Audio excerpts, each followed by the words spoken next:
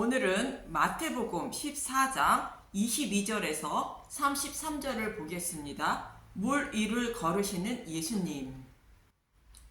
오병이어의 기적에 이어서 물 위를 걸으시는 예수님의 말씀으로 이어지는데, 이 말씀을 통하여 독자들에게 어떤 메시지를 전하고 있는지 알기 위하여 문맥부터 살펴봅니다. 이스라엘 백성들은 예수님이 기적과 이적을 행하시며 복음을 선포하셔도 복음을 받아들이지도 않고, 서기관과 바리새인들은 율법으로 예수님과 제자들을 정죄만 하였고, 그들이 복음을 받아들이지 않는 이유는 보는 눈과 듣는 귀가 열리지 않아 깨닫지 못하여 복음을 받아들이지 못한다는 것으로 모든 인류가 동일하다는 것입니다. 그러나 제자들은 그렇지 않다는 것으로 제자들에게는 비유의 말씀을 자세히 가르쳐 주셔서 복음의 말씀을 깨닫게 하시고 예수님을 영접하게 하여 복음을 전하는 자가 되게 한다는 것입니다. 이 말씀은 제자들과 같이 택함을 받은 사람들에게는 예수님이 찾아오셔서 복음의 말씀을 보고 들을 때에 복음의 말씀을 깨닫게 하시고 믿음에 이르게 하신다는 말씀입니다. 이렇게 예수님을 영접하지 못하는 율법의 시대는 지나가고 이제 새로운 시대인 예수님을 영접하는 복음의 시대가 되었다고 세례 요한의 죽음에 대하여 기록하고 있고, 이어서 새로운 시대인 복음의 시대에는 예수님이 죽으시고 부활하심으로 자신의 백성의 생명을 살릴 생명의 양식으로 준비한 복음의 말씀을 천하 만민에게 먹여주시고 예수님을 영접하게 하신다는 말씀을 오병이어의 기적을 통하여 말씀하고 있었던 것입니다. 이 말씀에 이어서 물 위를 걷는 예수님에 대한 말씀은 어떤 의미인지 알아보도록 하겠습니다. 본문 22절에서 23절을 보면 마태복음 14장 22절 물 위로 걸으시다. 예수께서 즉시 제자들을 재촉하사 자기가 물 위를 보내는 동안에 배를 타고 앞서 건너편으로 가게 하시고, 마태복음 14장 23절 물 위를 보내신 후에 기도하러 따로 산에 올라가시니라. 저물매 거기 혼자 계시더니, 오늘 본문과 동일한 말씀을 하고 있는 요한복음은 예수님이 오병이어의 기적을 통하여 무리에게 배불리 먹여주자 무리들은 예수님을 왕이 아닌 임금으로 삼으려 했다는 것입니다. 예수님만 계시면 일을 하지 않아도 평생 먹고 살 수 있으니 억지로 자신들의 임금으로 삼으려 했다는 것입니다. 그래서 예수님은 그들을 떠나 혼자 산으로 가셨다고 말합니다. 요한복음 6장 14절 그 사람들이 예수께서 행하신 이 표적을 보고 말하되 이는 참으로 세상에 오실 그 선지자라 하더라. 요한복음 6장 15절 그러므로 예수께서 그들이 와서 자기를 억지로 붙들어 임금으로 삼으려는 줄 아시고 다시 혼자 산으로 떠나가시니라. 이 말씀은 육적인 것을 얻기 위하여 예수님을 찾으면 그를 떠나신다는 것으로 예수님은 생명을 구원하시기 위하여 오신 것이지 이 땅에서야 육적인 삶을 위해서 오신 것이 아니라는 말씀입니다. 이어지는 요한복음 6장 16절에서 21절을 보면 요한복음 6장 16절 바다 위로 걸어오시다. 저물매 제자들이 바다에 내려가서, 요한복음 6장 17절 배를 타고 바다를 건너 가버나움으로 가는데 이미 어두웠고 예수는 아직 그들에게 오시지 아니하셨더니, 요한복음 6장 18절 큰 바람이 불어 파도가 일어나더라. 요한복음 6장 19절 제자들이 노를 저어 10여리쯤 가다가 예수께서 바다 위로 걸어 배에 가까이 오심을 보고 두려워하거늘, 요한복음 6장 20절 이르시되 내니 두려워하지 말라 하신대, 요한복음 6장 21절 이에 기뻐서 배로 영접하니 배는 곧 그들이 가려던 땅에 이르렀더라.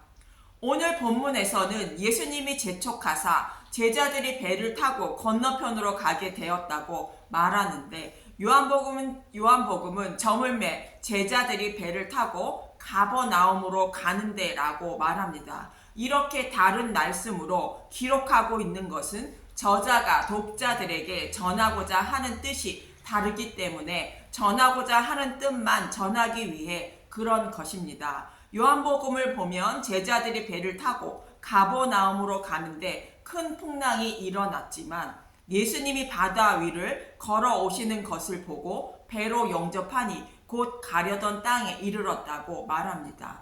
제자들이 가려던 목적지에 풍랑 때문에 도착하지 못하고 어려움을 겪지만 예수님을 영접하니 곧 목적지에 도착했다는 것으로, 예수님을 영접하면 우리의 목적지이며 본향인 하나님 나라에 곧 도착하게 된다는 뜻입니다. 그런 요한복음의 오병이어의 기적과 바다 위를 걷는 예수님의 모습을 통하여 독자에게 전하고자 하는 말씀을 알아보면, 생명의 떡이며 예수님의 살과 피인 복음의 말씀을 먹으면 예수님이 찾아오심으로 예수님을 영접하게 되고 믿음에 이르러 곧 구원을 받게 된다는 문맥인 것입니다. 그래서 생명의 떡이며 예수님의 살과 피인 복음의 말씀을 반드시 먹어야 구원을 받는다고 강조하고 있는 말씀입니다. 이렇게 저와 여러분이 어떻게 구원을 받게 되는지 두 기적과 이적을 통하여 말씀하고 있는 것입니다. 그럼 본문으로 돌아와서 22절을 보면, 오병이어의 기적을 마치고 즉시 제자들을 재촉하사 건너편으로 가게 하시고 예수님은 혼자 기도하러 산으로 가셨다는 것입니다.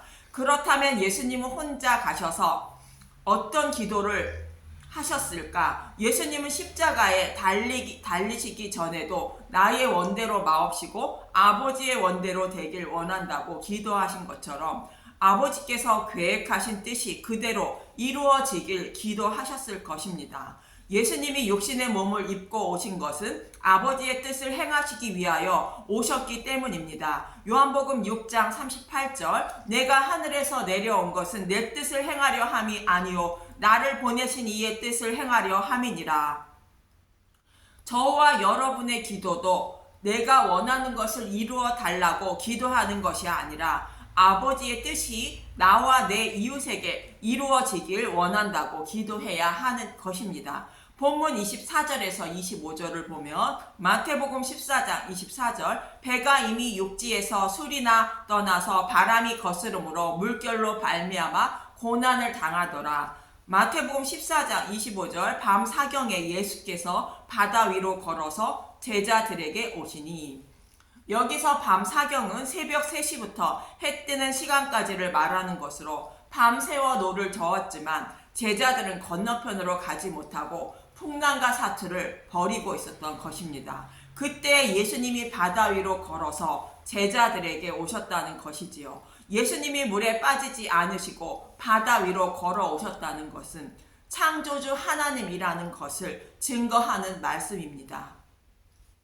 제자들이 타고 있는 배는 밤새워 노를 저어도 건너편으로 가지 못했지만 예수님은 아무리 풍랑이 일고 바람이 불어도 예수님이 가시는 걸음을 풍랑은 막지 못하는 것으로 바람과 바다도 주관하시는 창조주 하나님임을 증거하는 말씀입니다. 그리고 제자들이 예수님을 찾으신 것이 아니라 예수님이 스스로 제자들에게 찾아오셨다는 것을 기억하시기 바랍니다. 저와 여러분이 어떻게 구원을 받게 되는지 말씀하고 있는 것입니다. 그리고 본문 26절에서 27절을 보면 마태복음 14장 26절, 제자들이 그가 바다 위로 걸어오심을 보고 놀라 유령이라 하며 무서워하며 소리 지르거늘. 마태복음 14장 27절, 예수께서 즉시 이르시되 안심하라, 나니 두려워하지 말라.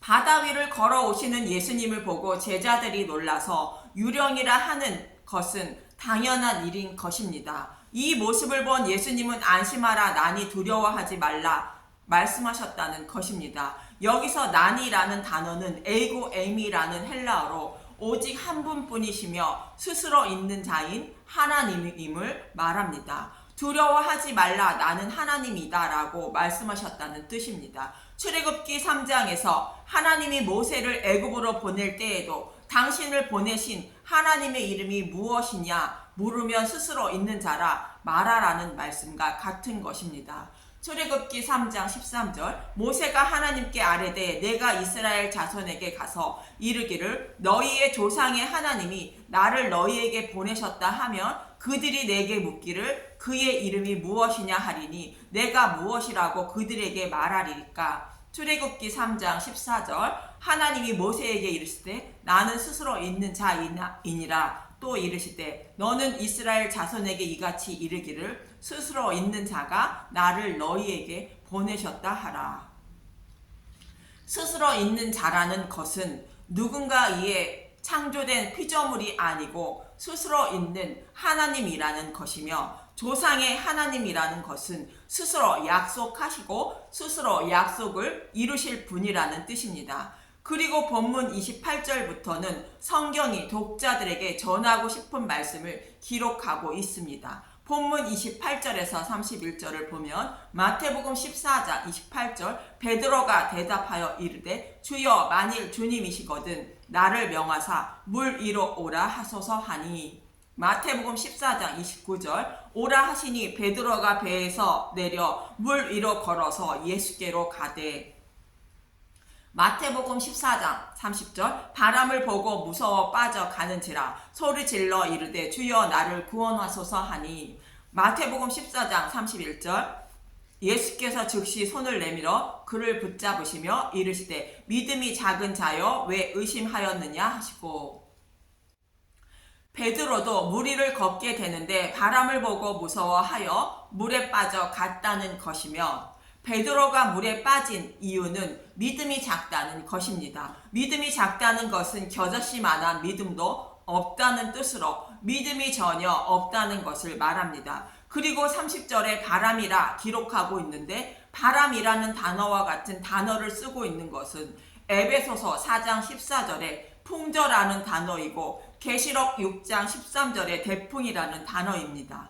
에베소서 4장 13절 우리가 다 하나님의 아들을 믿는 것과 아는 일에 하나가 되어 온전한 사람을 이루어 그리스도의 장성한 분량이 충만한 데까지 이르리니, 에베소서 4장 14절 이는 우리가 이제부터 어린 아이가 되지 아니하며 사람의 속임수와 간사한 유혹에 빠져 온갖 교훈의 풍조에 밀려 요동하지 않게 하려 함이라. 온전한 믿음으로 다른 복음으로 유혹하는 풍조에 곧 바람에 빠지지 않게 하기 위함이라는 말씀이며, 계시록 6장 12절에서 13절을 보면 계시록 6장 12절 내가 보니 여섯째 인을 떼실 때에 큰 지진이 나며 해가 검은 털로 짠 상복같이 검어지고 달은 온통 피같이 되며, 계시록 6장 13절 하늘의 별들이 무화과 나무가 대풍에 흔들려 설익은 열매가 떨어지는 것 같이 땅에 떨어지며, 하나님의 심판이라는 대풍에 흔들리는 모습으로 심판을 받는 모습을 기록하고 있습니다. 이처럼 베드로가 바람을 보고 무서워하여 물에 빠져가는 것은 믿음이 없어 사탄의 유혹에 곧 다른 복음에 넘어가 심판을 받는 모습을 상징하고 있는 것입니다. 그래서 베드로가 믿음이 전혀 없다는 것으로 씨 뿌리는 비유의 말씀과 같은 것입니다. 우리가 아무리 복음의 말씀을 듣고 복음을 믿기로 굳게 결심한다 해도 길가밭 돌짝밭 가시떨기 밭에 씨를 뿌린 것 같아서 믿음에 이르지 못한다는 것과 같이, 오직 예수님만 바라보고 물 위를 걷는다고 해도 길가밭 돌짝밭 가시떨기 밭과 같은 마음이라서 잠시 후 물에 빠지게 된다는 것입니다. 이러한 베드로의 모습이 바로 저와 여러분의 모습인 것입니다. 그런데 이러한 베드로가 물에 빠지지 않고 어떻게 생명을 구원하게 되는 것일까? 본문 32절에서 33절을 보면 마태복음 14장 32절 배에 함께 오름에 바람이 그치는지라, 마태복음 14장 33절 배에 있는 사람들이 예수께 절하며 이르되 진실로 하나님의 아들이로소이다 하더라. 물에 빠져가는 베드로가 자신을 구원해달라는 소리에 예수님은 즉시 손을 내밀어 그의 손을 잡으시고 베드로와 함께 배에 오르심에 바람이 그쳤다는 것입니다. 그리고 배에 있는 사람들은 예수님이 하나님의 아들이라 시인하였다는 것입니다. 그럼 본문의 내용을 정리해 보면 제자들 스스로는 아무리 노를 저어도 풍랑 때문에 건너편으로 가지 못한다는 것인데, 그 이유는 베드로가 물 위를 걷지 못하고 빠지는 것처럼 믿음이 없어서 밤새 노를 저어도 풍랑 때문에 바다를 건너지 못했다는 것입니다. 그렇지만 예수님이 즉시 물에 빠지는 베드로의 손을 잡고 배에 오르니 풍랑이 잠잠해지는 것처럼 예수님이 그들을 불쌍히 여겨주셔서 즉시 손을 잡아주시고 배에 올라와 풍랑이 잠잠하고 목적지에 갈 수 있다는 것입니다. 이렇게 예수님이 베드로의 손을 잡아주시고 곧 우리의 손을 잡아주시고 배에 오르셔야 예수님이 하나님의 아들이라 시인하게 되는 것처럼 복음의 말씀을 들어도 예수님을 영접하지 못하는 나에게 예수님이 찾아오시고 믿음에 이르게 하셔야 예수님을 하나님의 아들이라 시인하게 된다는 뜻입니다. 다시 말하면 예수님이 제자들을 불쌍히 여겨주셔서 찾아가시고 배에 오르셔야 풍랑이 잠잠해진다는 것으로 믿음에 이르게 되고 사탄의 유혹에 흔들리지 않게 된다는 것입니다.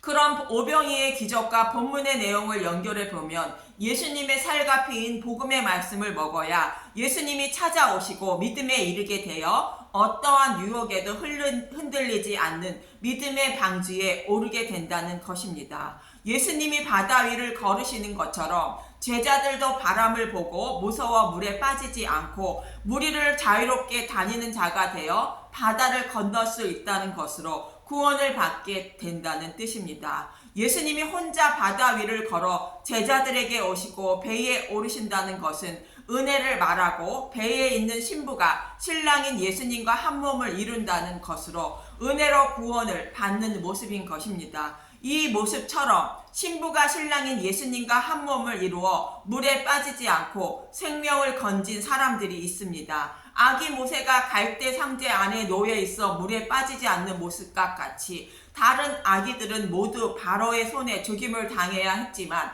아기 모세는 스스로 아무 일도 하지 않고 갈대 상제 안에 놓여 구원을 받는 모습이며 또 노아의 방주 안에 있는 8명도 방주 안에 들어가는 은혜를 입어 구원을 받은 것입니다. 이 모습이 바로 베드로의 구원의 모습이며 저와 여러분의 구원의 모습인 것입니다. 노아가 120년 동안 방주를 만들었기 때문에 방주 안에 들어간 것이 아니라 하나님의 은혜를 입어 120년 동안 방주를 만들었고 생명을 살린 것입니다. 창세기 6장 5절에서 8절을 보면 창세기 6장 5절 여호와께서 사람의 제약이 세상에 가득함과 그의 마음으로 생각하는 모든 계획이 항상 악할 뿐임을 보시고 창세기 6장 6절 땅 위에 사람 지으셨음을 한탄하사 마음에 근심하시고 창세기 6장 7절 이르시되 내가 창조한 사람을 내가 지면에서 쓸어버리되 사람으로부터 가축과 기는 것과 공중의 새까지 그리하리니 이는 내가 그것들을 지었음을 한탄함이니라 하시니라. 창세기 6장 8절 그러나 노아는 여호와께 은혜를 입었더라. 사람의 제약이 세상에 가득하여 심판을 하신다는 것으로 노아도 심판의 대상이었다는 것입니다. 그래서 8절에 그러나라고 말하는 것으로 심판의 대상이었지만 그러나 노아는 여호와께 은혜를 입었다는 것으로 여호와께서 노아를 택하시고 구원하시기 위하여 은혜를 베풀어 주셨다는 것으로 120년 동안 믿음으로 방주를 만들고 홍수 심판 때에 구원을 받은 것입니다. 노아는 120년 후에 홍수 심판이 있을 것임을 듣고 믿을 수 있는 은혜를 입어 자신의 생명을 구하기 위하여 120년 동안 방주를 만든 것입니다. 이처럼 저와 여러분도 생명의 떡인 복음의 말씀을 들음으로 반드시 하나님의 심판이 있다는 것과 예수님을 믿으면 심판을 면하고 구원을 받는다는 것을 알고 믿는 은혜를 입어 예수님을 믿게 되는 것이며 예수님이 하나님의 아들이라는 것을 입으로 시인하게 되어 구원을 받는 것입니다. 그래서 반드시 예수님의 살과 피인 복음의 말씀을 먹어야 예수님이 찾아오시고 물에 빠져 죽어가는 나의 손을 잡아주시고 방주에 오르심으로 구원을 받는다는 것입니다. 이렇게 해야 구원을 받는다고 예수님을 영접하지 못하고 있는 저와 여러분에게 성경은 말하고 있는 것입니다. 예수님께 간절히 노아에게 주신 은혜를 구하며 예수님의 살과 피를 먹어 생명을 살리는 저와 여러분이 되시길 간절히 소망하며 기도합니다. 감사합니다.